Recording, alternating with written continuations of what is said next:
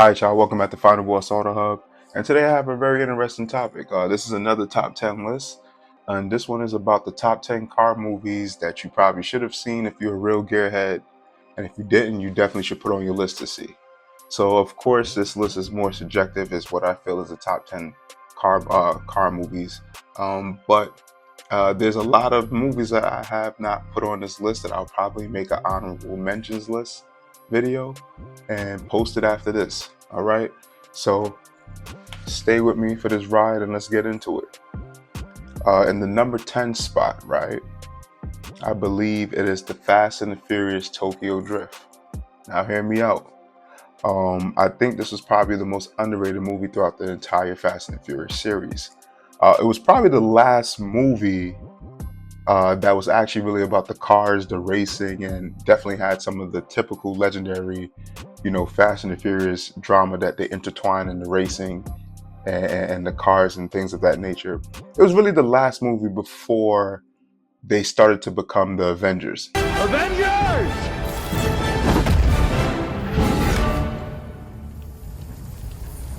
Assemble. This movie basically introduced a lot of the American culture to drifting and a deeper look into the car culture in Japan, which I don't think a lot of folks realize that the JDM culture is really huge, and it was kind of the thing that kind of sparked our enthusiasm about cars here in the United States until this movie came out. But I believe this was probably one of the best movies made in the series that was really at the essence about the cars, about the racing, and of course had the real movie drama that we needed, the storyline that we needed to make it a full-out movie. So I have Fast and the Furious Tokyo Drift at the number 10 spot. Go check it out if you haven't seen it yet. They definitely play this shit on USA every other day. So if you didn't catch it, that's crazy. Let's keep it moving. In the number 9 position, we got the movie Bullet. This is a legendary movie, by the way. It's called Bullet, with the legendary Steve McQueen. This legendary movie pretty much was one of the most famous movies that had one of the most famous chase scenes that happened throughout San Francisco. And of course, the main character, Steve McQueen, who's this legendary racer in his own right, basically did most of the car race scenes himself. And I think that's kind of dope, especially for the technology that they had back in the day. So he was basically playing the car that was chasing him and also driving himself in the legendary Mustang. The car that was used, as I said just now, was a 1968 Ford Mustang Fastback, aka the Bullet Mustang.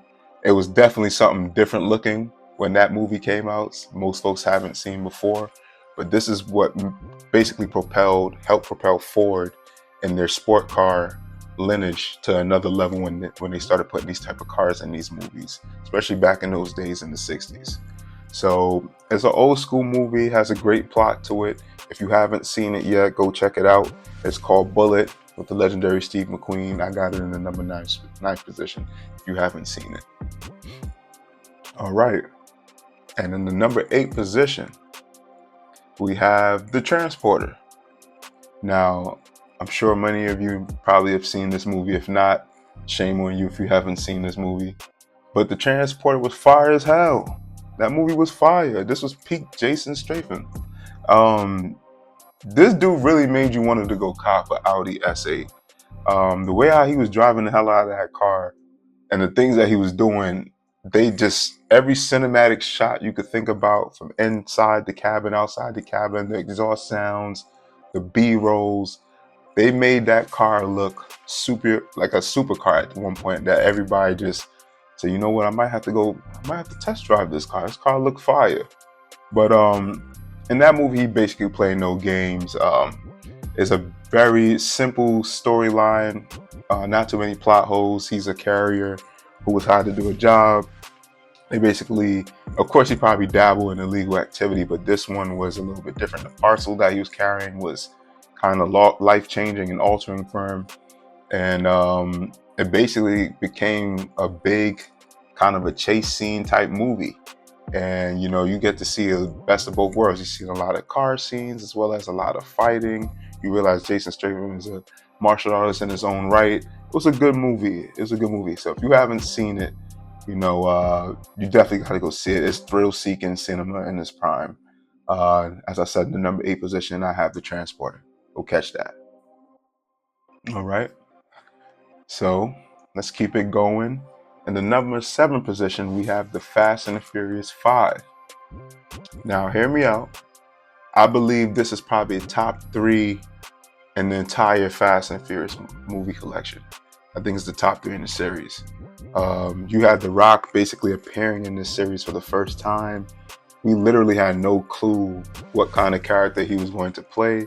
We pretty much figured that he would be the opposition of Vin Diesel, but we had no way of figuring out how legendary the character of Hobbs would become in this movie. Um, and you basically got a piece of the 80s. You got two of the top action stars in their own right, known for action movies, known for being macho, tough, fighting, basically going at each other in the movie. And it gave us that 80s feel when you have like the Sylvester Stallones, the Arnold Schwarzeneggers, the Chuck Norrises, like these guys just actually going at each other and trying to outdo each other. And that kind of gave me that feel when I seen The Rock on the screen in the Fast Five. But this movie still have a legendary chase scene. Um, it had a lot to do with the cars as well as the plot line. They started to become superhero-ish a little bit, but it wasn't over the top where it seemed unbelievable, if that made sense. So if you get the chance, go check it out. It's Fast Five, and I had that in the number 7 position. All right, let's keep it moving, right? We're getting through this list. Let's keep it moving. In the number 6 position, I have the movie Days of Thunder. Now this is kind of an old school movie. I think it's back into the 90s. It kind of came out the early 90s, late 80s, probably early 90s. I have to have a drink of water. See, talking get you thirsty. But as I said, the movie Days of Thunder. Basically, Tom Cruise came to NASCAR. And you guessed it, he was a reckless, demon-ass driver in this movie. My man was going crazy. He's basically trying to kill people. Like, he's causing fear among his colleagues. He's during the races, he's utilizing risky ass moves, possibly putting people in the wall. His strategy was just death taking strategy, like just super daring to just basically win races. And he basically had a close colleague and rival, I should say, that they went at each other every chance that they got. And eventually his driving, kind of both of their driving catches up with them, and they had a serious accident. And after the accident together, his rival was still taking long to recover, and that whole accident, everything that happened kind of renewed his vigor, and he wanted to get back, and he wanted to be the best NASCAR driver there is. And he went back and he was doing his thing. It's a great storyline, great movie back in the day. I had fine ass Nicole Kidman in that movie. Yeah, my fault, but yeah, she was bad in that movie. But yeah, go watch that shit. That was a good ass movie. Days of Thunder, if you haven't seen it, it's the number 6 position. Number 5. Now, I seen this movie maybe 2 years ago. Trying to remember, I believe maybe 2 years ago I seen this movie. I think this was a great take for doing something like this, especially for it to be a true story. But I have it in the number 5 position. The movie is called Gran Turismo. And yes, it's made from the actual video game Gran Turismo. It is one of the best modern day car movies ever made, I would say. Essentially, it's a true story of basically about a young man who was a killer driver playing Gran Turismo on his video game. And at this time, Nissan was looking for attention, looking for ways to push their cars, looking for ways to get that GT series of their racing going. And they basically developed a program and chose a racer from the game Gran Turismo, somebody who's really one of the top people in Gran Turismo. They took one who showed the most promise and actually made him and developed him into a real promising GT car racer.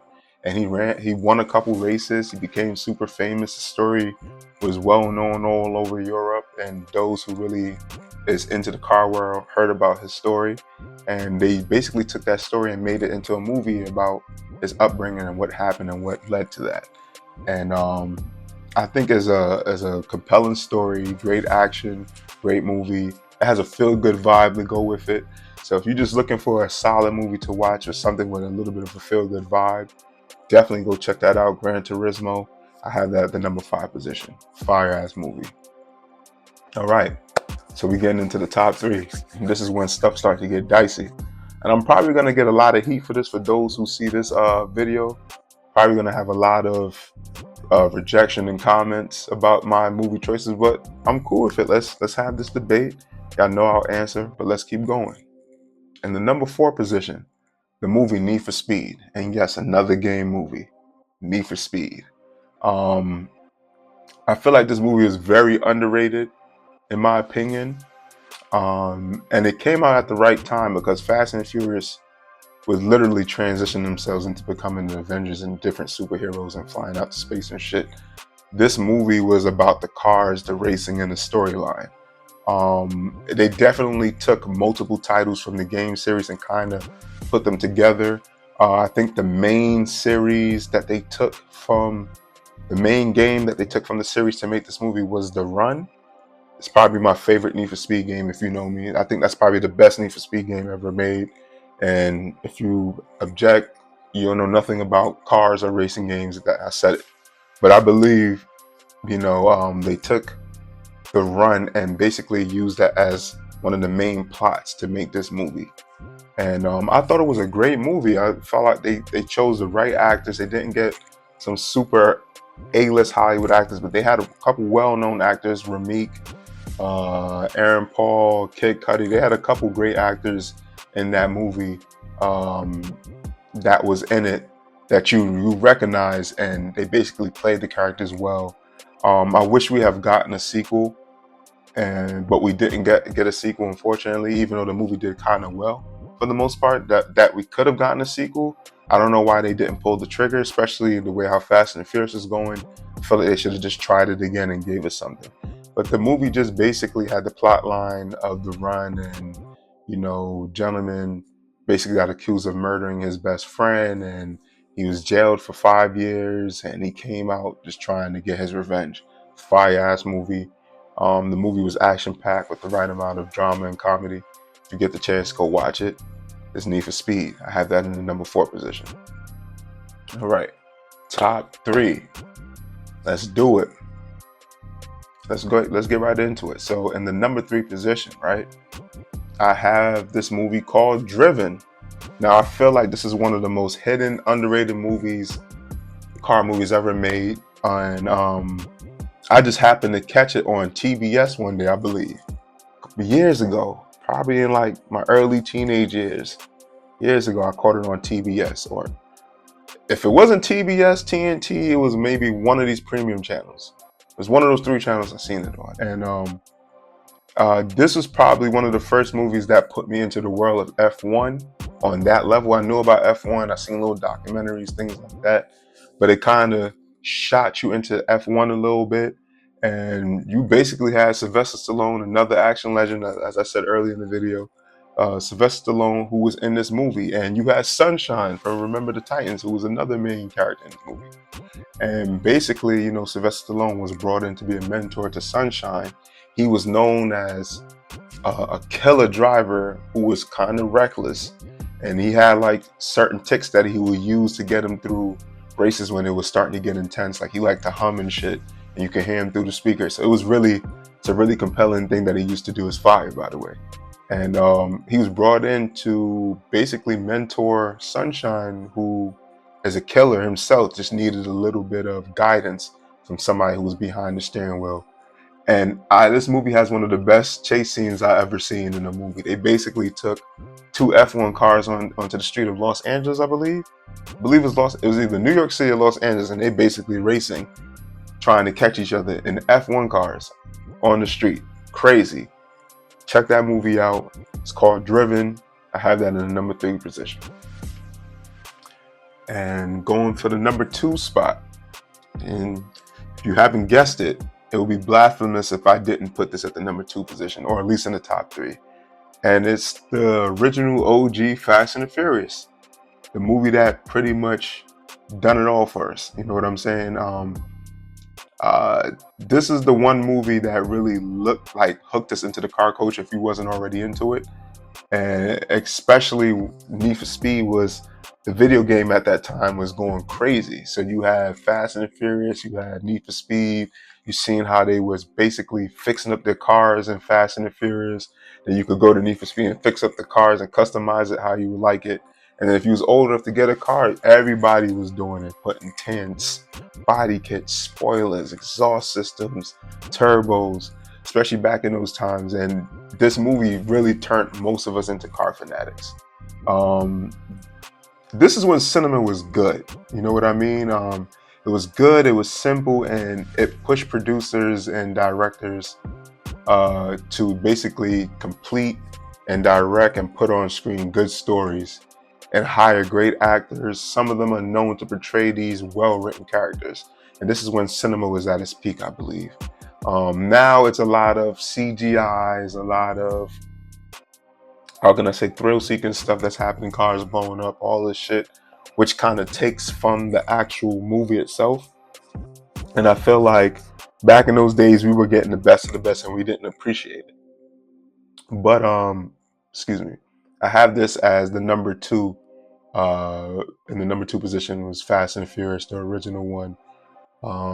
That movie got us hooked on Paul Walker crazy, Vin Diesel, the bromance that they had, who was trying to be the better racer. I have friends of mine who think they drive better than me, know damn well they don't, and they know who they are. Mm-hmm. You probably watching this video. We can go if you want. You already know what it is, but yeah, it really ignited that. And if you haven't seen Fast and Furious, which this shit is on USA every week, or TBS, shame on you. Go watch that movie. Is in the number 2 position. All right, and let's get it. The number 1 movie, the number 1 car movie on my top 10 list. If you haven't seen this, shame on you. And we might have to fight. I don't know, but if you haven't seen this movie, shame on you. The movie is called Gone in 60 Seconds. Yes, Gone in 60 Seconds. I think this movie was done so well. It had the right amount of everything. And we have many legendary actors in this movie. This is one of those first movies where you started to see, you always have pairings of great actors, but in terms of like star-studded list of actors, this is one of the first movies that did it, besides the Ocean's 11s and stuff like that, right? You had Nicolas Cage. You had, what's her name? Oh my God, Angelina Jolie. You had, there's a few names I can't remember, but it was a star-studded cast that did this movie. And it really made this one of the most ultimate car movies I've ever seen. Like, and this is probably, Nicolas Cage is one of his best movies too. I know he gets a lot of I mean, Con Air is probably number 1, Face Off, but like this has to be top 3. This movie basically just had a whole bunch of different cars in it, with a dose of drama.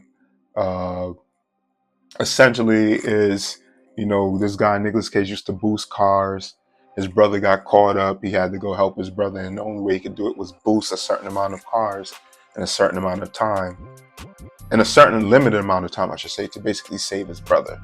He knew the dealing could get kind of shaky, so he had parameters set up, but he nevertheless went through with the job and assembled his all-star casting list to help him get these cars within an amount of time. I think it was about 48 hours he had to obtain all these cars. And it was like 50 cars or something like that. But this movie has probably one of the best legendary chase scenes ever done in a movie. And it was done with Eleanor.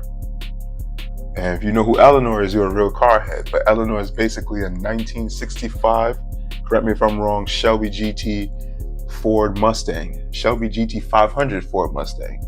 And in this movie, it was souped up like crazy. But essentially, he crashed.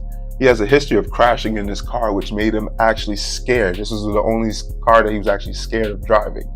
And it made it compelling when he finally got into it. So if you haven't seen Gone in 60 Seconds, go see that movie.